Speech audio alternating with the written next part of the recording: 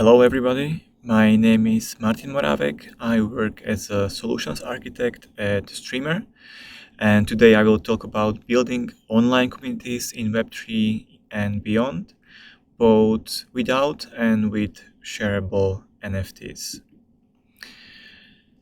So people are born with desire to connect with others, to form relationships, and to be part of a group.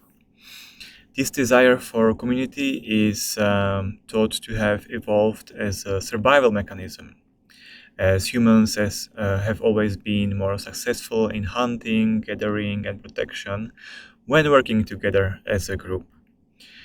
Today, this same desire for community is evident in the way people join clubs, participate in groups, and form online communities.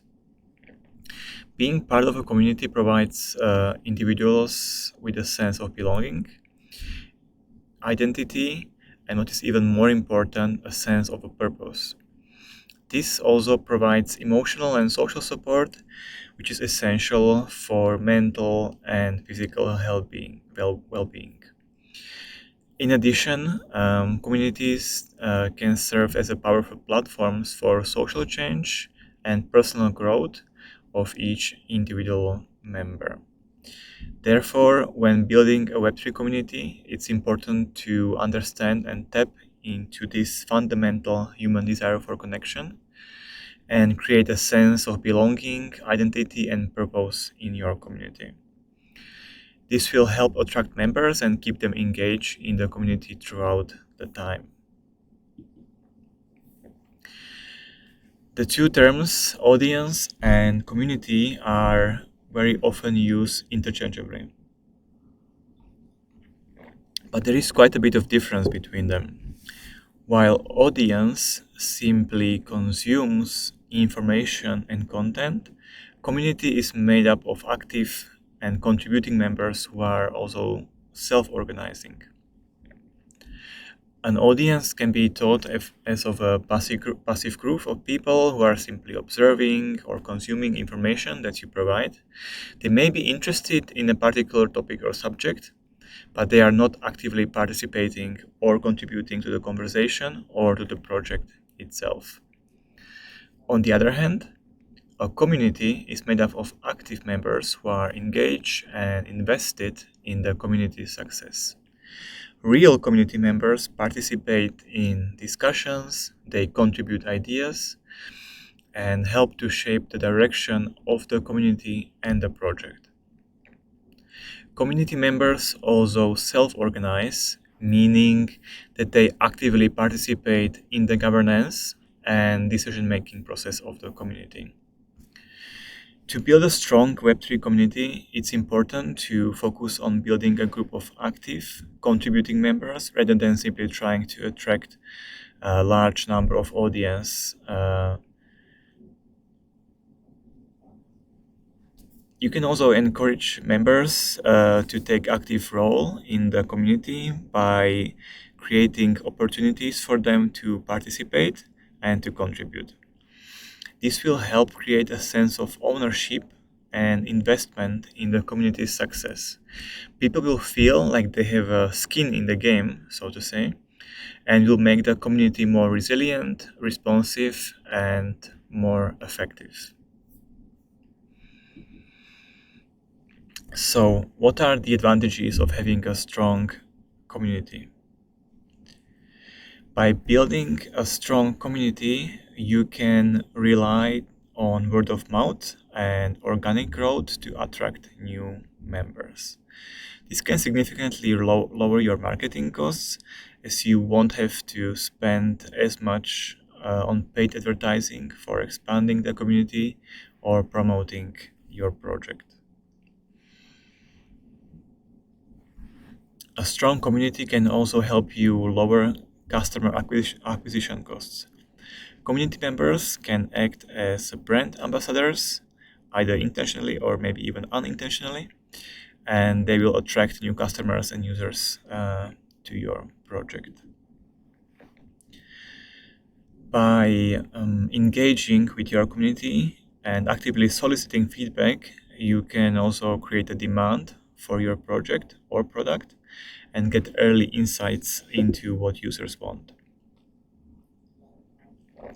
This can help you improve your product and increase its appeal to potential users.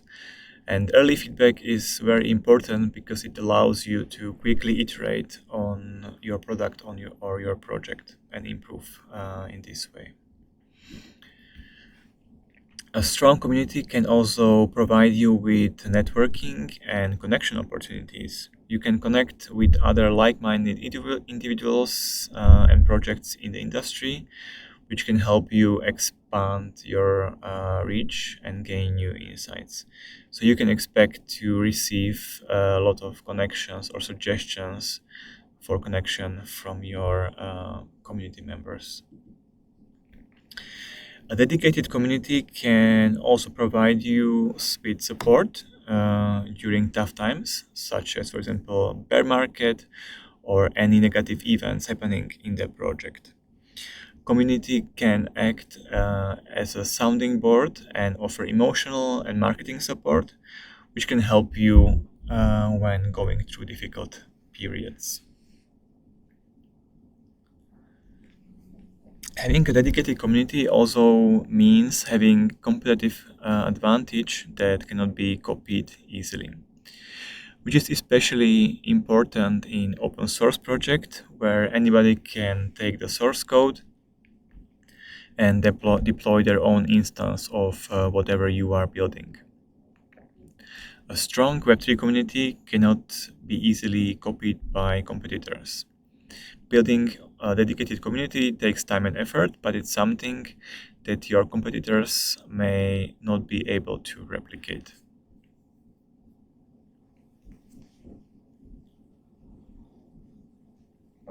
Now let's have a look at a few best practices when building a Web3 community. First one is composability.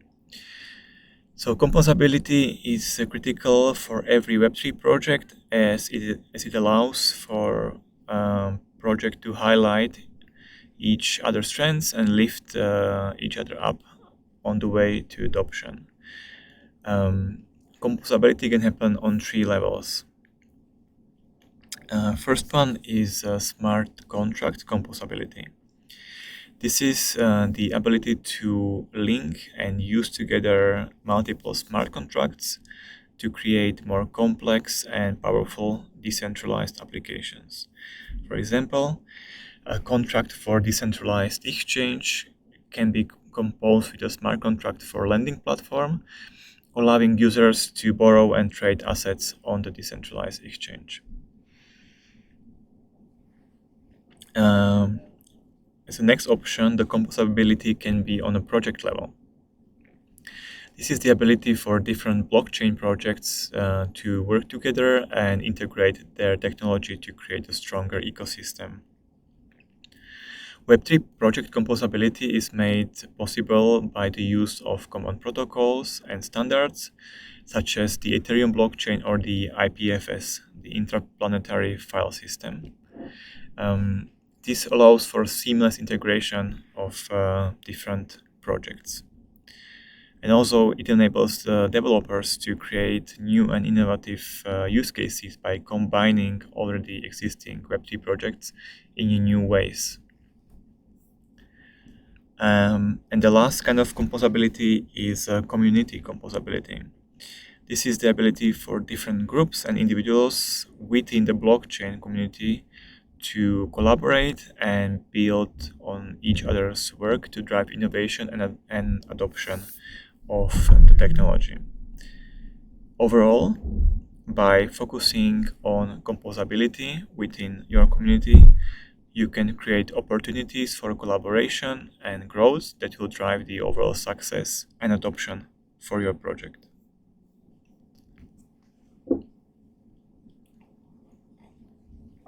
Another thing which is important is to stay informed about recent Web3 developments. I know it's a lot of happening. There is a new project or several new projects every day, but still you should keep a track of new projects, new technologies, and trends in the Web3 ecosystem. This will help you identify new opportunities for collaboration and growth within your community. Also, don't forget to leverage new developments. Once you are aware of the new developments, think about how they can be used to benefit your community and your project. This could include incorporating new technologies into your own project or finding ways with other projects to create new opportunities. Next, communicate news and express your opinion. So when you are communicating on social media, for example, or creating other content, you should always share information about new developments in the field with your community, and also express your opinion and your own thoughts on these ones. This can help you build trust and engagement within the community. This also gives added value to your viewers and your community. And last but not least, highlight synergies. Look for ways to connect with different projects, technologies, and communities together to create new opportunities for collaboration and growth. Next, be transparent about your plans. So share information about your project, including its goals, development progress, and any challenges or obstacles you are facing. Also, don't forget to communicate transparently. Share information about your project and its development in a timely and clear manner. This can include regular updates on both ups and downs, progress reports, and detailed documentation. Then engage with the community, encourage them to share their thoughts, ideas, and feedback on your project. This can help build trust and engagement within the community. Last but not least, very important, be accountable. Take responsibility for your actions and decisions and be willing to explain them and justify them to the community. This will really help you to win their trust.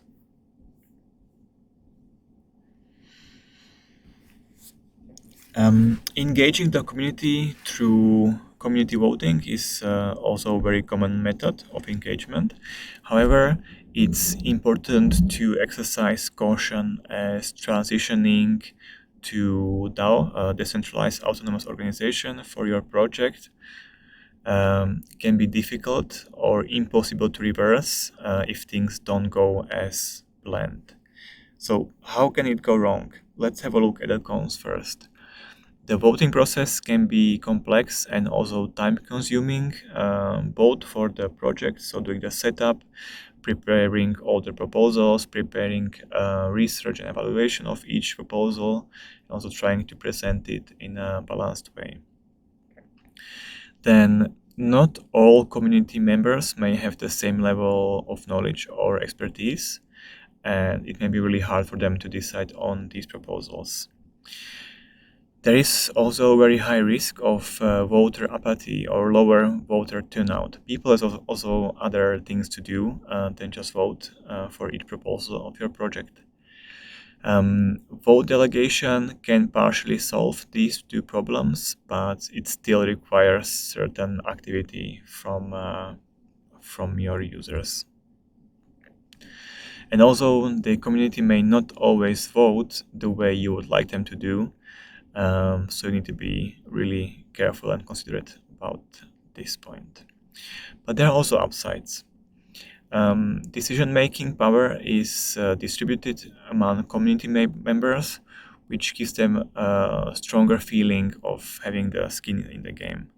And it also encourages more active participation and engagement.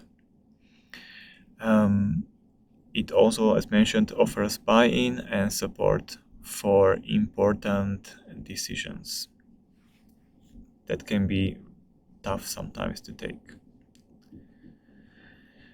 People usually don't join Web3 projects for what they are now, but they join them for what they can be in the future.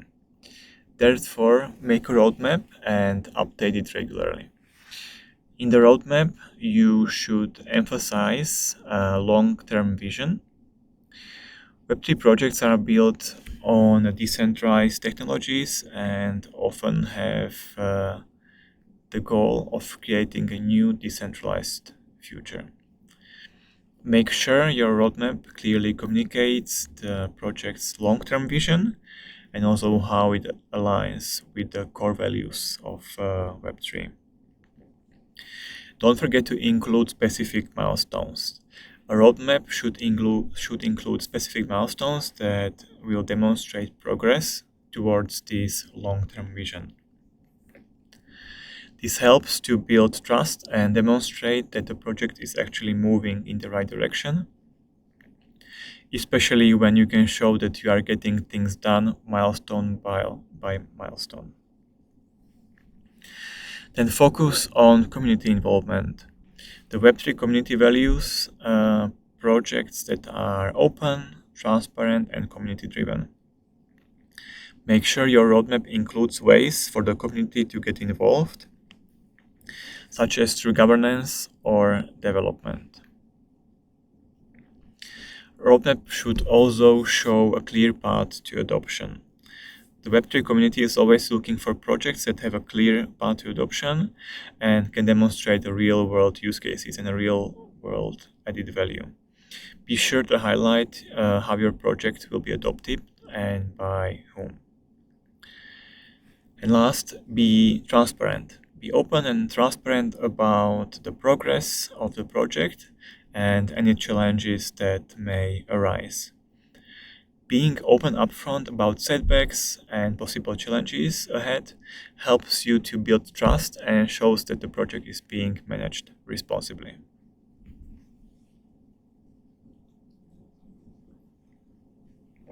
I think everybody knows what gamification is.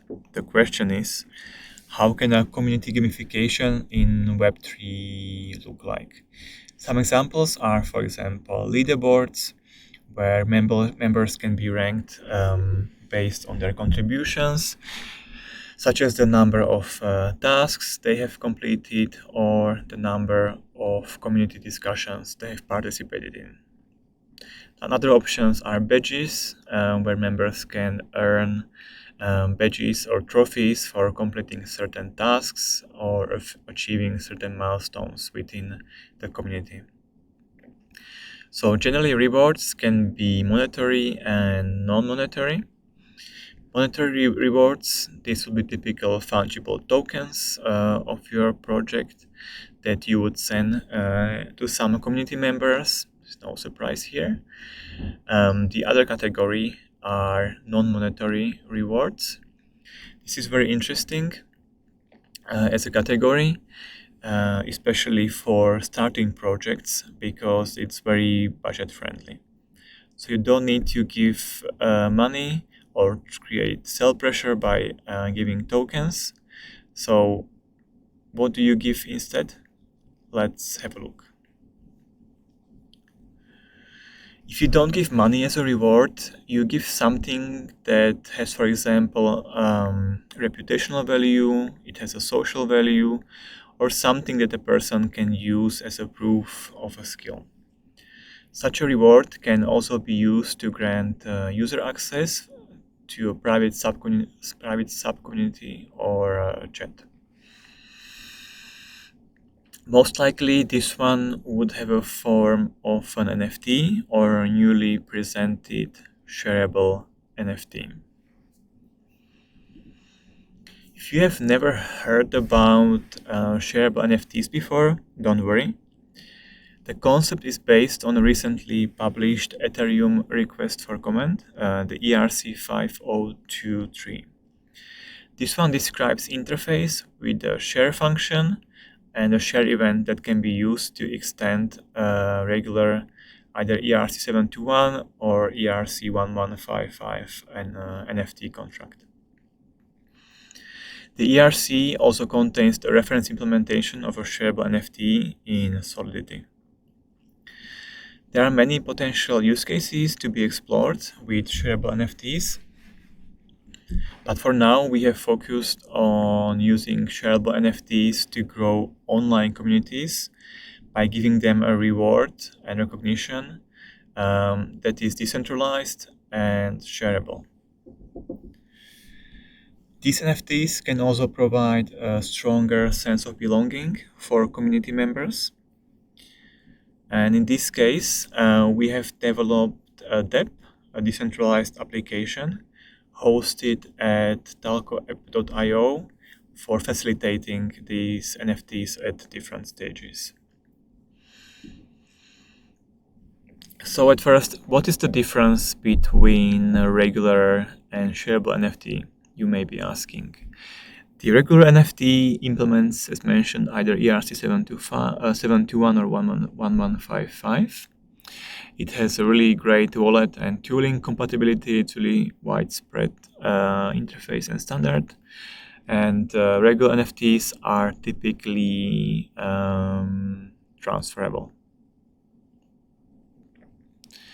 On the other hand, shareable NFT, they can implement the same interfaces, but on top, they also implement the ERC 5023, the shareable non-fungible token ERC. In this case, the shareable NFTs are non-transferable, but instead they can be shared with other wallets. Now, you may be wondering, what's the difference between NFT transferring and NFT sharing? With NFT transfer, typically the wallet A sends NFT to wallet B, and after this transfer, the wallet A doesn't have it anymore, the NFT, the wallet B has it, the same as expected. In contrast to that, NFT sharing, when wallet A shares NFT with wallet B, then after this sharing, both of the wallets have it. It's the same. Imagine I have a file and then I share the file with you. After that, we both have the same file. The way this is implemented on the smart contract level is that the wallet B receives a newly minted NFT, which is the same as original and linked to the original NFT. At the moment, we have a research project in progress that is trying to figure out whether non-monetary compensation in the form of shareable NFT is able to motivate people to contribute more to the project, and the first results are very promising. And to make minting and sharing of shareable NFTs easy, we made a DEP that you can find at the address talcoapp.io. Here on this platform, you can browse existing tokens, of course. If you have a token that you receive from the project, you can share it with someone who helped you to achieve what you have achieved. Even if you don't have any token, you can come to the platform, connect your wallet, and like any of the existing tokens in any projects. If you have a token, you can also do endorsement on some projects. Endorsement means that you write a short thank you text that will be displayed underneath the token details. And if you are a project admin on this platform and we have deployed the project for you, you can also mint new shareable NFTs. On the platform, the SNFTs are grouped by project and are being issued to community members as a reward for their contribution. This is how a single shareable NFT is visualized on the platform. The card shows at first whether it's original or shared. This one is original. Then it shows here the name of the holder. In this case, this is a Discord handle. Then it shows the title of the token, so what was done in order to achieve this. The category of the NFT. These are typically project specific. And then in the bottom you can see number of likes for this token and number of shares. So how many times was this token shared with someone. So why did we introduce sharing and liking to NFTs? By offering users the option to share their NFTs, we expect to leverage network effects around NFTs and the platform itself. Also, the sharing has the ability to share a recognition that the user has received from the project. For example, imagine you wrote a blog about Streamr network and your friend helped you by proofreading this blog. For your blog, you receive a shareable NFT from Streamr, and then you can share it with your friend who helped you to proofread it. Regarding liking, as mentioned, anybody, this means any wallet, can like any token on the platform, even without owning NFT previously. Liking is also implemented as an on-chain transaction and requires you to pay a small gas fee. By offering the option to like tokens, we expect to improve content curation and as well as allow anybody to engage with the platform.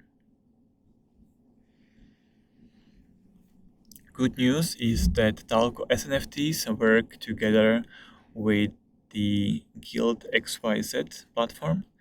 So what is Guild XYZ? It's a tooling that offers gated access for NFT holders. It can control access to, for example, Discord channel, Telegram group, Google Workspace documents, or GitHub repositories. This means it grants access dynamically to these resources if you can prove that you hold this NFT.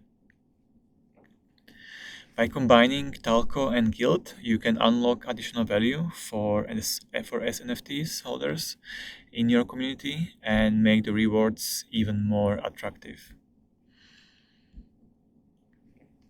This is a screenshot of the UI that a project admin would use to mint SNFT.